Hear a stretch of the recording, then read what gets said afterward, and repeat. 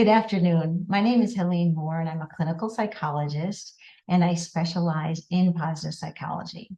So today, I'm excited to speak to you about bridging the gap between our minds and bodies with positive psychology. Many of you might be asking, what is positive psychology? So I want to give you some background here. In 1998, Dr. Martin Seligman, who is a renowned psychologist who has spent most of his career at the University of Pennsylvania, he became president of the American Psychological Association. And at that time, in his inaugural address, he said, "We psychologists have been trained inadequately. We have been trained in a disease model where everything is about fixing and curing, focusing on people being broken." And he said, that's not what we really need to be focusing on. People have what it takes to overcome their challenges. We need a strengths-based approach for optimal functioning and human flourishing, focusing on what's going right when we're at our best. And Dr. Seligman said to think of our patients being on a continuum from -10 to +10. When they typically come in to see a psychologist, they're in the negative domain, -1, 2, 3. And the goal is often to return patient back to baseline, to rid them of their symptoms, to increase their level of functioning. And at that point, we discharge. But what he said was, we need to not discharge at that point. We need to think about, is this person satisfied with their life? Are they happy? Are they flourishing? And if the answer is no, then we need to move them up the continuum. And that's what we do with positive psychology. So I work with a whole continuum from the negative all the way up to the positive. And to quote Christopher Peterson, who also was instrumental in starting this field, he said, "What is good in life is not the mere absence of what is bad." And that's very relevant. So in other words, if we don't have depression, anxiety, we're symptom-free, that doesn't mean we're doing well. And to just settle with being okay is not what we encourage. We want to move you past being okay. So how do we do that? Well, again, focusing on Dr. Seligman's model here, he talks about these 5 elements, and we use the acronym PERMA. The elements are positive emotions, engagement, relationships, meaning, and accomplishment. So when you work with someone in the positive psychology field, these 5 things become central to the treatment process. Here we have a sampling of some of the tools that we use to increase these 5 elements in our life. By no means is this list exhaustive, but it just gives you a sampling of things that we do talk about.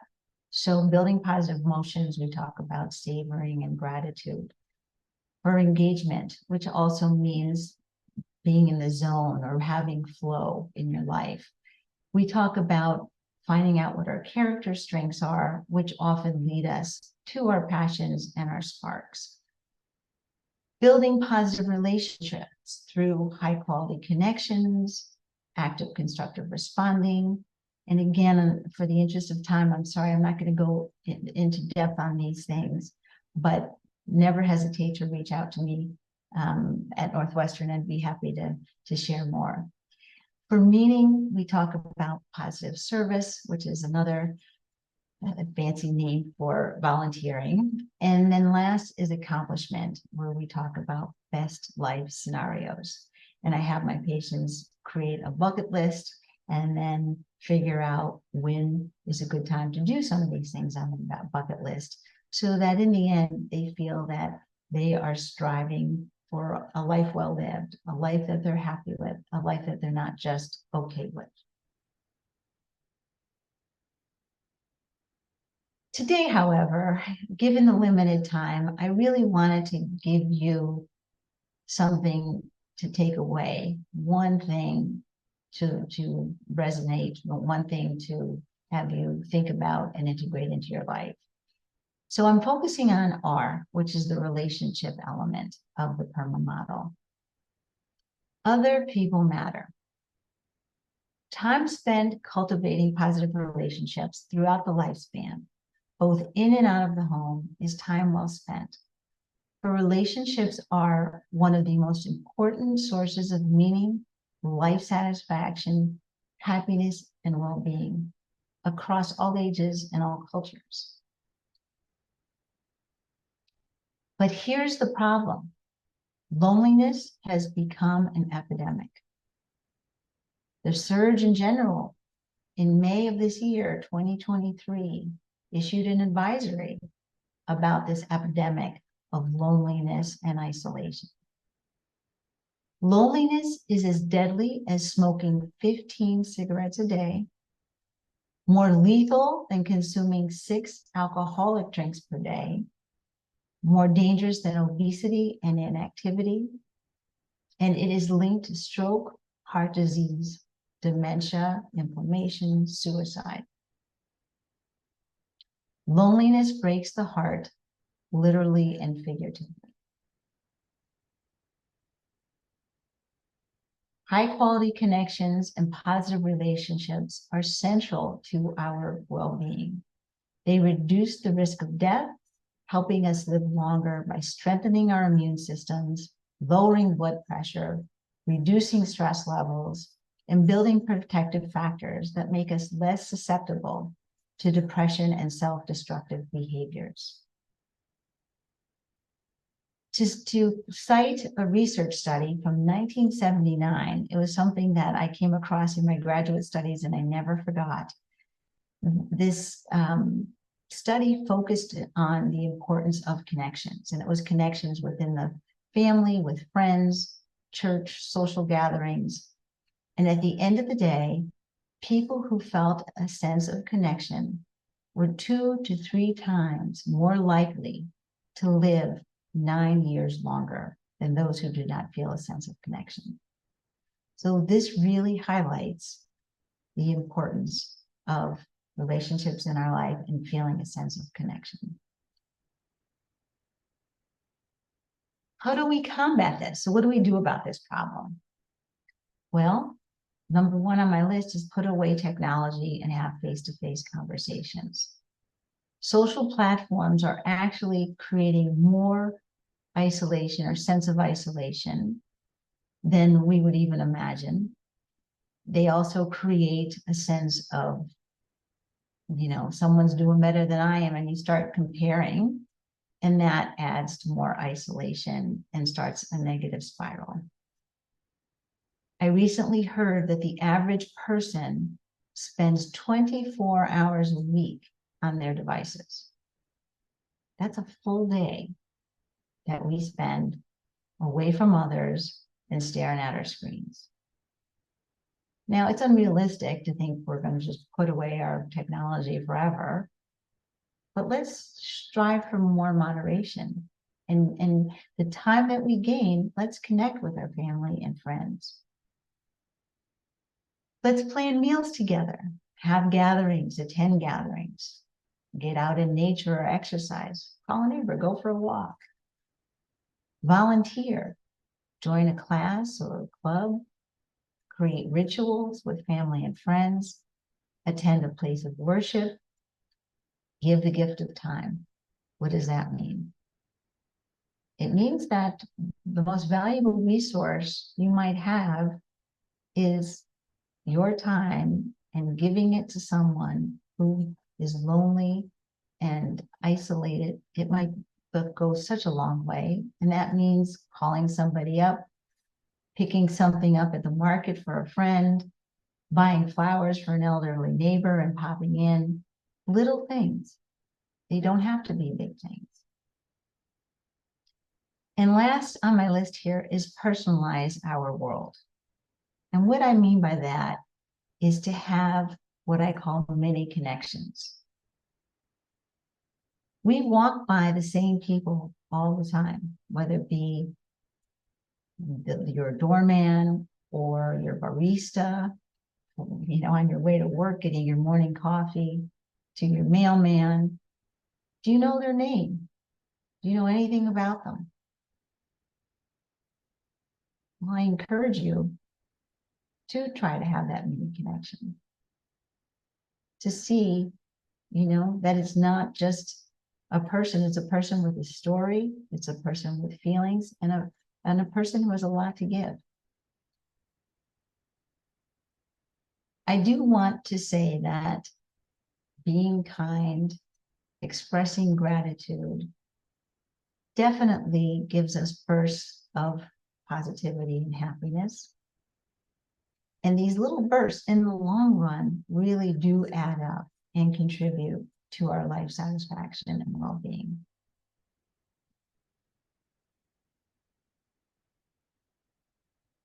So to conclude, I put together a list of resources that I think might be interesting. I could have certainly picked more than 4 things, but I didn't want to overwhelm you, and I wanted to pick things that I thought would be most salient and memorable. The first is the lethality of loneliness. John Cacioppo was a researcher and psychologist at the University of Chicago, and he spent his career studying loneliness and just made such a contribution to the field of psychology. I strongly encourage you to listen to his TED Talk. It's very eye-opening and in some ways very motivating.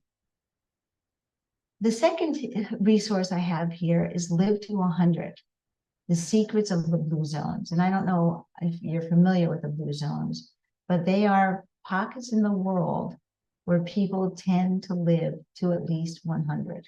So there's a study now on these centenarians and what is in the secret sauce for living that long. And I bet you can guess that I included this because part of the secret sauce was relationships and connection. So I think you might enjoy that as well. I included here Happy Together, Using the Science of Positive Psychology to Build Love That Lasts. This is not just intended for romantic relationships. It can be for any type of relationship. And I think it's really a fun and easy read, and learning little things that we can do to help us with our relationships is time well spent. And last but not least, I included the documentary Happy. This was put together in 2011 by the director Rocco Bellic. And Rocco was asked to go around the world and film people, to be on a quest to find out what makes people around the world happy. And as you can guess, positive relationships, connections came up over and over again. This documentary is about 1 hour and 15 minutes. It's very well done. It's very moving, very enlightening. So I encourage you to take the time to watch that. In conclusion, I just want to say, don't ask yourself, what is wrong with me? What's the matter with me? Ask yourself, what matters to me? And I do hope that after listening to this talk today, one of your answers would be positive relationships. So I encourage you to go out, try out some of the things I've suggested, and see what happens. I feel very hopeful that you'll get some good results. Thank you.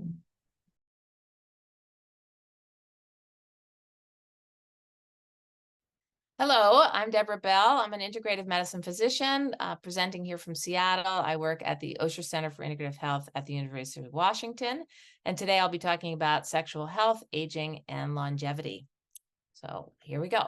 So the first thing really is to be recognizing one of the tenets of integrative medicine, which is the individual. And sexual health is a great example of that. If you look at the definition of intimacy, it's just a close emotional relationship, and that is a very broad definition.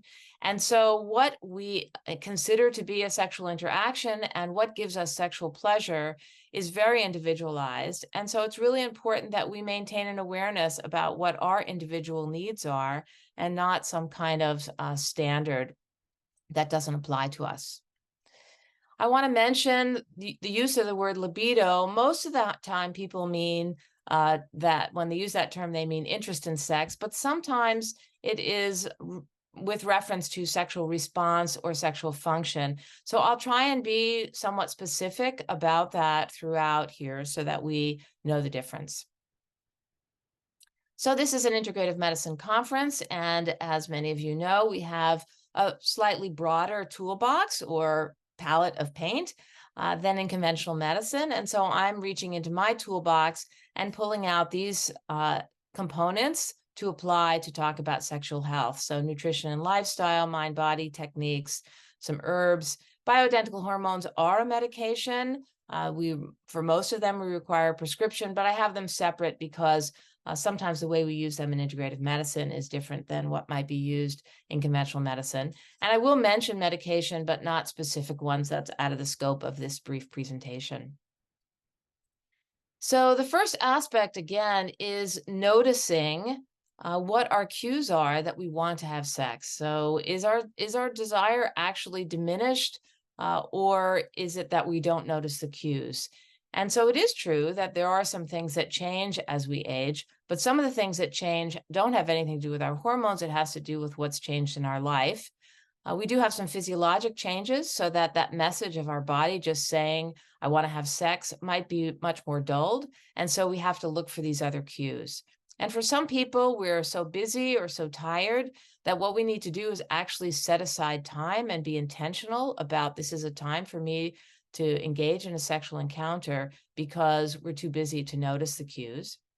Our relationship, and for many people as we age, our sexual interaction is based on a deep, loving, intimate relationship. And so sometimes the cue is actually just tapping into that, which then makes us realize that we would like to have this intimate exchange. We would like to experience some pleasure. We'd like to give pleasure to our loved one. So again, and once we get started, then usually people proceed on with having a nice interaction. And if our sexual response or sexual functioning is impaired, then we move on to talk about what we might do about that. So with regards to nutrition and exercise, we have both positive and potentially negative ways that nutrition and exercise can help us.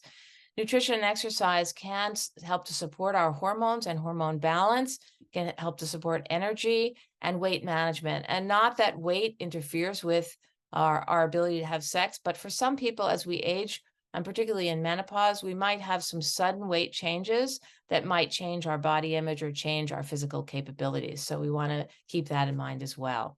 There'll be lots of conversations today about healthy nutrition. And so the foundations of avoiding processed foods, having a plant-forward anti-inflammatory diet is going to support our hormones and our energy as well as weight. And exercise, we have lots of data to show, again, about it supporting these things as well, with the standard recommendation of 150 minutes of some kind of aerobic activity per week and 2 20-minute sessions of resistance training as sort of our fundamental basics. With regards to potential negative impacts, alcohol, particularly alcohol in the evening, can have a negative impact. It can increase night sweats for menopausal people, and who's interested in having sex if they feel like they're on fire from the inside, or as you get close to your partner, they say, get away from me, you're too hot. So alcohol can interfere that way. Alcohol can decrease testosterone levels and can have a negative impact on erectile functioning. Sweets, particularly processed sweets, also can increase night sweats. Again, having an impact on weight. Our body is not quite as receptive to lots of treats as we get older. And also we can get our sugar high, but then a crash, and then all we want to do is go to sleep. In terms of the use of mind-body techniques, this is to help us with stress reduction. Again, there is a direct connection with hormones and stress, as well as our energy and our interest. So we have many resources in mind-body techniques, and I've put a few up here in terms of broad categories. Abdominal breathing exercises are really more specific as stress reducers, activating a parasympathetic response. And I've listed here 4-7-8 breathing, which is often described by Dr. Andrew Weil. There's lots of resources on the internet for that. Inhaling through your nose for 4, holding your breath for 7, and exhaling through your mouth for 8. Alternate nasal breathing is a yoga practice. Also good data to show that it helps to the body to adapt to stress. It also may help with some menopause symptoms. And there are a variety of mindfulness practices, either classes or places to go in your community, online resources. And I do like to remind people about the notion of mindfulness of everyday living, just the paying attention.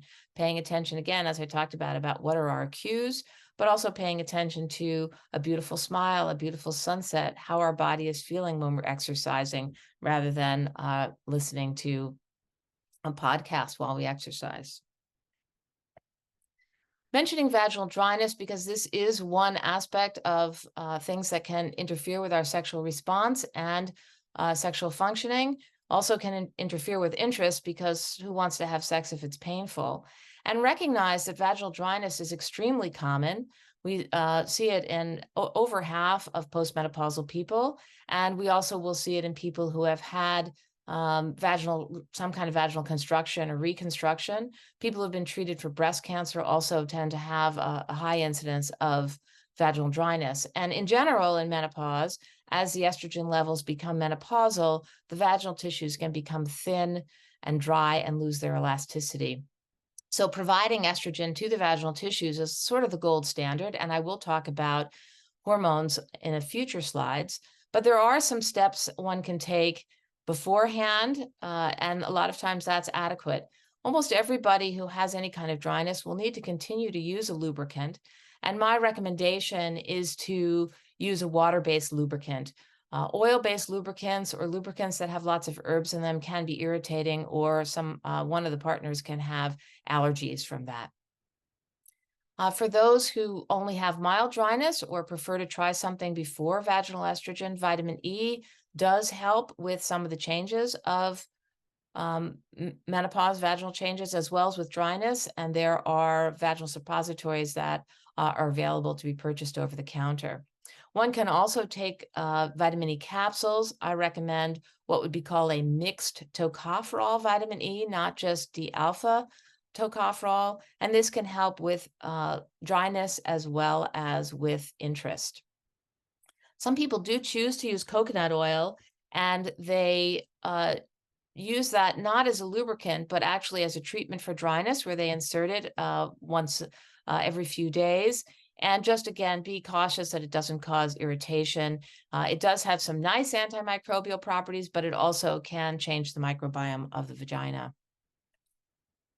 With regards to erectile dysfunction, this is when I do recommend that people seek an evaluation, because erectile dysfunction can be associated with cardiovascular disease, adverse effects of medication, diabetes. I already mentioned the impact that alcohol and stress can have. But having this assessment to really look at the any underlying cause or contributing factors to address that directly. Do beware if you are not using medication, which is often a very good resource for erectile dysfunction, that there's a lot out there that is either not safe or really useless. So I'm going to, in the next slide, mention a couple of supplements, but I really do recommend that people work with a professional on treatment of their erectile dysfunction, whether they're going to be using medications or not.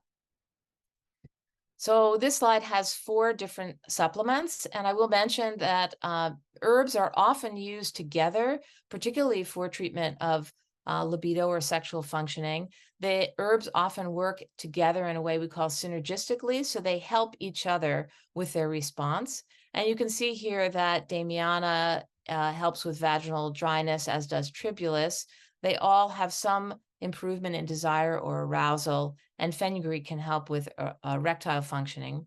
Many of these lower blood sugar, so be cautious if you're on medication for blood sugar, and always look out for if there are any medication interactions with what you might be taking. L-arginine has been well studied for erectile dysfunction and can work for many people.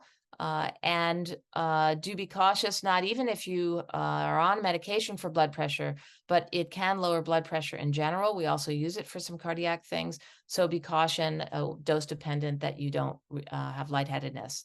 I mentioned maca with regards to estrogen because we have some conflicting evidence as to whether or not it increases estrogen or not.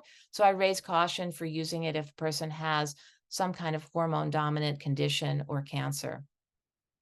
Saffron is a lovely supplement that can help, particularly with sexual dysfunction, when people are noticing an adverse effect from an antidepressant medication. But again, it can lower blood pressure and blood sugar and should not be used in people who have bipolar disorder. With regards to hormone therapy, in integrative medicine, we use the term bioidentical hormones. And this is the definition would be that the hormones have the same chemical structure as what people have in their body. So they're not from animals, they're not extracted from humans, they are formulated in a lab, usually from a natural herb or plant, but what they come up with at the end is the same chemical structure as what people have in their bodies. So I mentioned that estrogen is a common treatment and a very useful treatment for vaginal dryness. And we use that then directly vaginally, usually as a cream is what I recommend. I feel that that can address the areas where people have the most changes. There are vaginal tablets and rings and suppositories that some people prefer. I feel like that can give people more systemic effect and sometimes doesn't address the area where we have the most symptoms. Vaginal estrogen can also help with urinary complaints and sometimes help a little bit with sexual response. Use of estrogens through skin cream or with an oral lozenge would be for systemic symptoms. And again, if we're having a lot of hot flashes or our mood is poor, we may need some systemic treatments. Estradiol is available through conventional pharmacies, and that is bioidentical. I mentioned estriol here, which stimulates the lining of the uterus and stimulates the breast likely less than estradiol, and that has to be prescribed through a compounding pharmacy. Progesterone is usually used systemically, not necessarily vaginally, and can help with sleep, hot flashes, and with interest. I recommend that people get testosterone levels if they're thinking about supplementation, and only use supplementation if the levels are low. So this would mean that you should be working with a professional on this. I've mentioned the things that might help with for females when you use it systemically through a skin cream. Occasionally, people will use it vaginally just as a little dab to increase sexual response. For men, it can help with both sexual functioning and desire. Again, if the levels are low, usually the treatment is either an injection or a skin gel. I mentioned DHEA because it is in the pathway with testosterone. It also has some other factors that can help with vaginal lubrication, so we sometimes add that to a compounded formula with estrogen. Sometimes people will use it sublingually to help with energy and desire. I don't recommend an oral capsule because then we get metabolites that can give us some unfavorable effects. And similarly, men sometimes require higher doses and we can have some unfavorable effects. So again, working with a professional on hormone therapy is what I would advise. So in summary, just pay attention, take time out to be intentional about one's sexual health, follow an anti-inflammatory diet, and try and get your regular exercise. Pay attention to stress and use the tools of stress reduction techniques through mind-body medicine techniques. Remember that there are a lot of non-hormonal approaches to vaginal dryness, and most people do require a lubricant, and a water-based lubricant is probably best. If one is experiencing erectile dysfunction, getting a complete assessment is advised. We have a number of herbs that may be supportive, but again, be cautious if you're on any kind of medication and consider consulting a professional about that. And similarly, bioidentical hormones, particularly vaginal estrogen, can be very helpful. And again, this should be engaged with a professional who is trained in doing bioidentical hormone replacement therapy. So I thank you for your attention, and I hope you've been enjoying the day of the conference. Have a great day.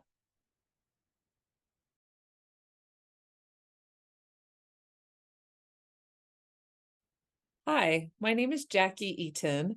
I'm an assistant professor at the University of Utah, and today I'm here to talk with you about creativity and aging. Today we're going to explore a little bit about what creativity is and what it might look like in later life. We're going to identify the benefits of creativity across the lifespan, and we're going to discuss benefits or techniques used to promote well-being through creativity. But before we get started, we need to define what is creativity. So I teach a class that I created called Aging and the Arts, and it explores creativity and arts-based approaches to creativity in later life. And it meets a general elective. So I get undergraduate students from across campus, all different fields, who take this class. They come from anything like the STEM fields to the humanities, the social sciences, the health sciences. And then some people who are really interested in the arts also take this class. What happens every year that I teach it is students come in and they say, well, I'm not creative. I'm here to learn about it, but I'm not creative. And I say, really? You're not? And we explore, why do you think you're not creative? And in what ways do you define creativity? So there are a wide array of approaches to defining creativity, but what my students come in thinking is that creativity is this big C, this big little C. And they think creativity is to produce this formal, perfect, wonderful piece of art. So they consider it as being someone who's an expert in music, or someone who's an expert in dance or theater, or visual art, and they paint something beautiful, something formal, something big that is created. That's how they define creativity. But there's another way of looking at creativity, and that's this smaller C, where creativity is more something that is a response to another thing. So, for example, problem solving, or how we adapt to meet the challenges we face in life, flexibility, how we build on another person's ideas. These are all things that take creativity, and we expand upon things, but we're not necessarily producing anything perfect or excellent, but it's small, everyday creativity. How we handle cooking dinner, how we handle a challenge that someone in our family might have, how we approach innovating something. That too is creativity. And today I want to focus on the fact that we are all creative. Every single day, we create things. We create approaches to handling different situations across our life. And creativity, no matter what kind, no matter in what format, is very important. In the early 2000s, one of the first longitudinal studies was conducted to measure the impact of professionally led, community-based cultural programs on the physical, mental, and social health of adults 65 and older. So they were looking at these community-based programs that taught arts-based techniques, but they were led by professional artists. So one of the areas that was tested was a choir, a large choir out of Washington, D.C. that was for adults 65 and older.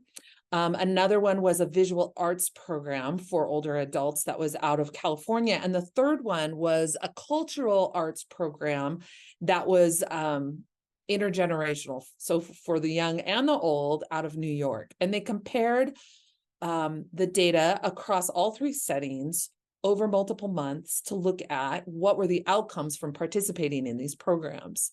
And they found that people who participated had elevated moods, increased independence, fewer medications and doctor visits, a decrease in depression and loneliness, and increase in activities. So the people who participated all of a sudden wanted to participate more, and they found more community-based activities to participate in. The way this study and the author of the study talked about it was like chocolate to the brain, where it became a little bit addictive. Once you tried it, you wanted more because you liked the way it felt. And what they focused on were three things that mattered. People were happier with social engagement. They were happier with autonomy, so they had a choice over what they were doing and how they were participating. And they were happier because they felt a sense of mastery. These programs taught them new skills, and they felt like they were achievable skills that they were mastering successfully. So this was a long time ago that this study was conducted. It is a bit more complex than this, and quite a bit of research has happened in the past 20 years in this area to demonstrate complex outcomes, and many, many outcomes that benefit creativity in later life. In 2019, the World Health Organization published this study, this synthesis, that looked at and summarized published academic reports, research between 2000 and 2019 on the role of the arts in improving health and well-being. And they summarized the findings of 900 different publications. They wanted to see, what is the evidence? What are we being told, and how are the arts actually improving health and well-being?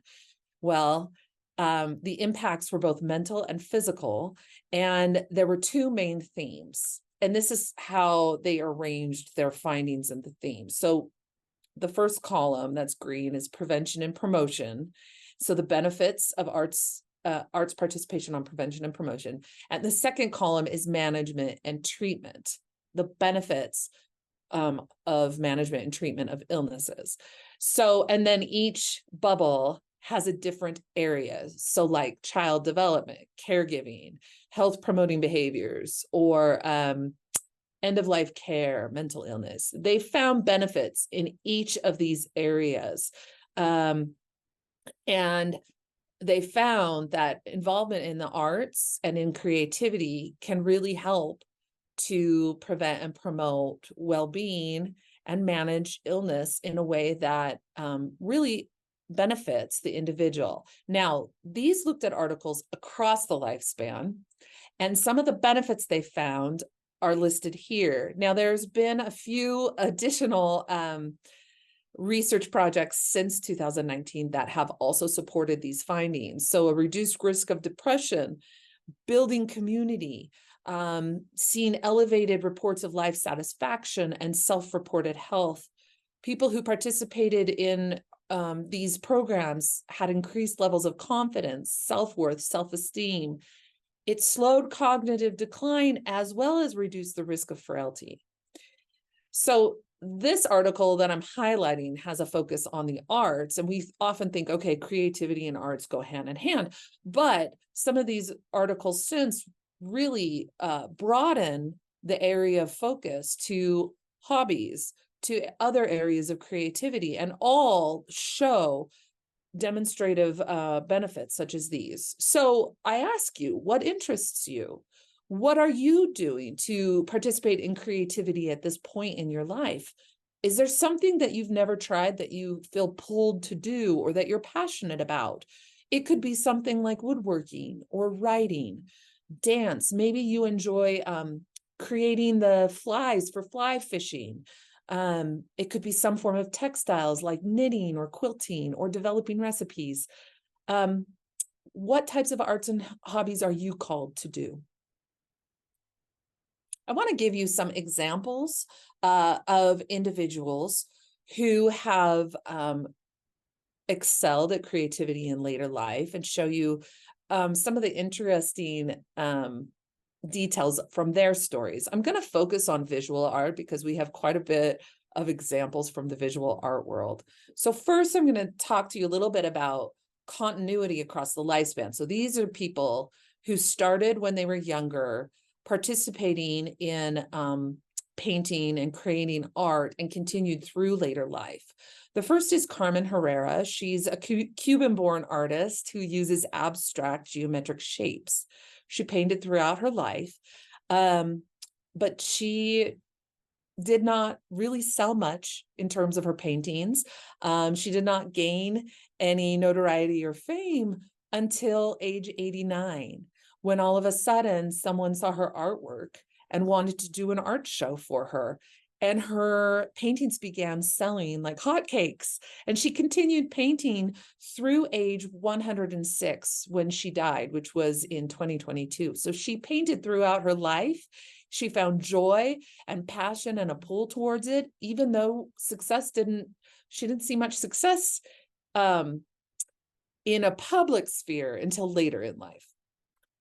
The second example is Henri Matisse. So many of us know about Matisse. He was known for his use of color in his paintings. And in his early 80s, he suffered some severe chronic health conditions that left him bedridden and wheelchair bound. The reason I share this example is because he adjusted. He used creative approach to adjust so he could continue creating even though he was in a wheelchair. He was no longer able to paint. It was very challenging on his body, but he could use paper. And he found that he could take colorful pieces of paper and make cutouts to make art. And he would draw on the walls from his bed to show his assistants how he wanted the pieces of paper to be pulled together to make these new cutout designs and these new forms of art. This is a painting called Sky Above Clouds by Georgia O'Keeffe. When she was 77, she painted this. It is a painting that is 8 feet high and 24 feet wide. That's really big. And she has a quote about painting this. She says, "It kept me working every minute from 6 a.m. until 8 or 9 at night, as I had to finish before it was cold. I worked in the garage and it had no heat. Such a size is, of course, ridiculous, but I had it in my head as something I wanted to do for a couple of years. So I finally got at it and had a fine time. And there it is, not my best and not my worst." So what Georgia is explaining there is she really felt called to do this massive painting.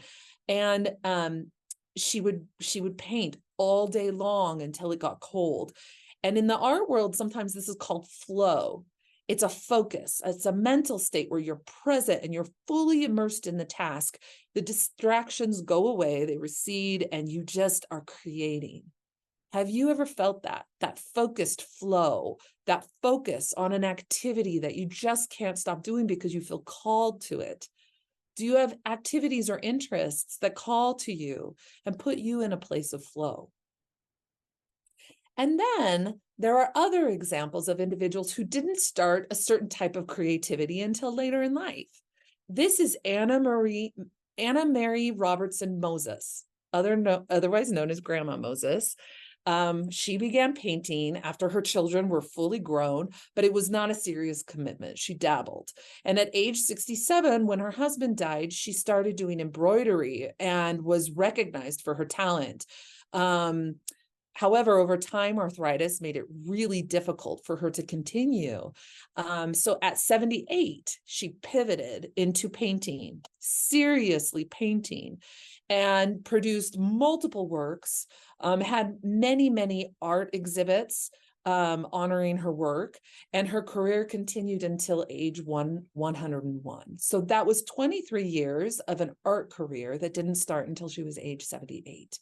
So many approach later life as a time to learn new things. Sometimes you have new passions, new interests. Sometimes you have more time.